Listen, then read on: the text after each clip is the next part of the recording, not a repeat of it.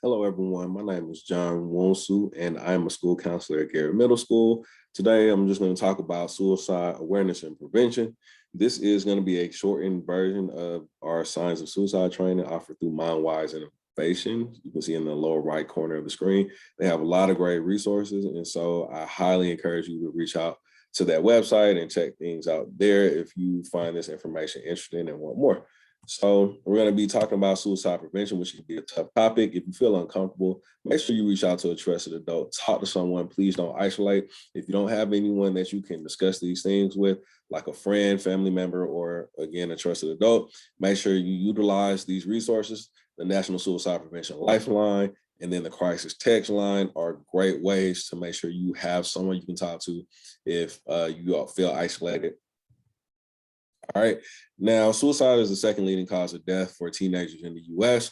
Accidents are still number one, but they decreased over the years thanks to an increase of prevention, things like, hey, wear your seatbelt, and having lots of different commercials to just increase awareness. And so, even though suicide is a very uncomfortable topic and death can be a very uncomfortable topic, these are things that we need to talk more about so that we can help suicide rates decrease in the same way that accidents have over the last several years. So the difference between sadness and depression is that sadness is a common part of life. Usually everyone has felt sad at some point in time, but that feeling eventually goes away on its own and you're still able to get things done. Depression lasts for 2 weeks or longer, and it's a serious health condition that affects your mind and your body. So in the same way that if you had a cold for more than 2 weeks, you would go see a doctor, you should also get important professional treatment if you're experiencing depression so that you can heal your mind.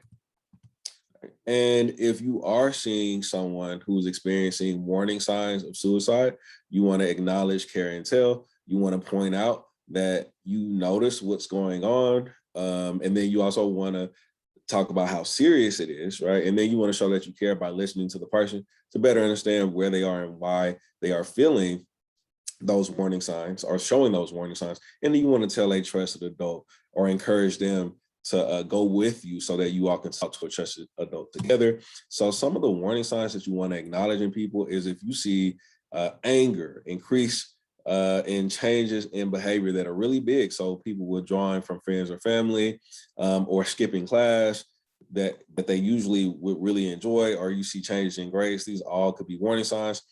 Feelings of hopelessness, sleeping more or less, drinking or using drugs, having overwhelming pain that could be the result of a single parent situation where they don't have access to one of the other parents. It could be an incarcerated parent. It could be loss of a parent, dealing with grief, divorce. All of these things can lead to overwhelming pain. So these are things that could be warning signs. And then talking about suicide, whether they're joking or not. If you hear people say things like, I should just kill myself or kill yourself or bring it up at all, these could be signs of suicide and you never know for sure if people are playing or serious. So we have to treat people bringing up suicide in the first place as a warning sign, because again, we never know for sure whether folks are serious. And if you see these warning signs, you ultimately want to show that you care, but then tell a trusted adult. And a trusted adult is someone you can turn to when you are concerned about yourself or a friend. So think about some of the trusted adults in your life. It doesn't have to be your mom or dad or grandparents. It can be anyone that you have a relationship with that you feel safe and that you feel is that adult is trustworthy. So you want to make sure you act to help a friend, because in the same way that if someone broke their leg or had the flu, they would go see a doctor. You will want to make sure that you get that professional treatment as well when it comes to your mental health conditions.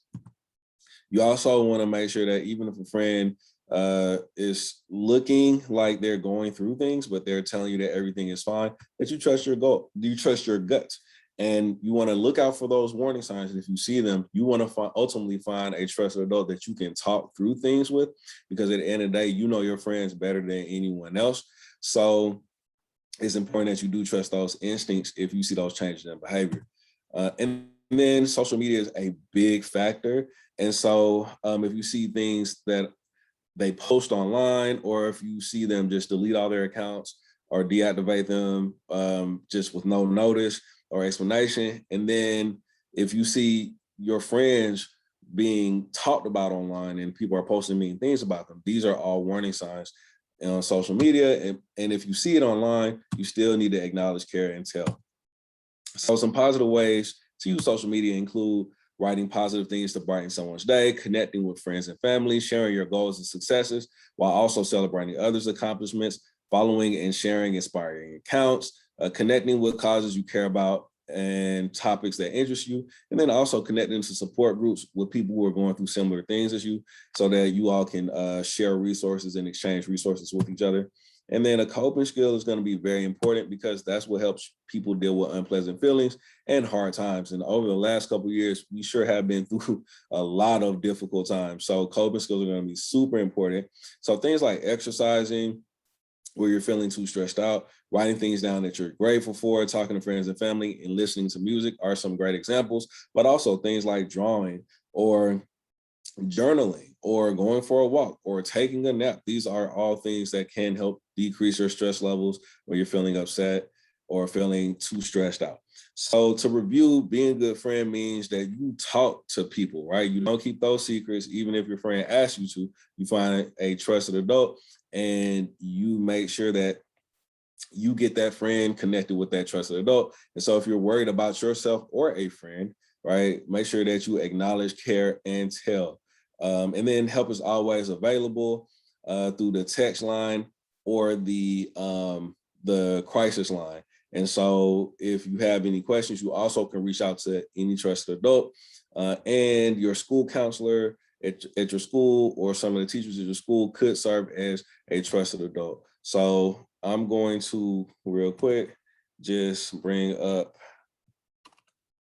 the resources one more time. So make sure you save this information, take a picture, keep it in your phone because you never know when you or someone that you care about might need it. And also don't hesitate to reach out to a trusted adult in your life to have important conversations, because holding it in can increase the stress and make things worse. So talking about it with the right person can be helpful. All right, so I am John Wosu. Once again, I work at Garrett Middle School. I am also a mental health therapist and the owner of Think Diff LLC. So best of luck to everyone. And please make sure that you get help and encourage your friends to get help as well, especially if you are seeing those warning signs. None of us does this alone, and together we can do so much more. All right, y'all take care. Peace.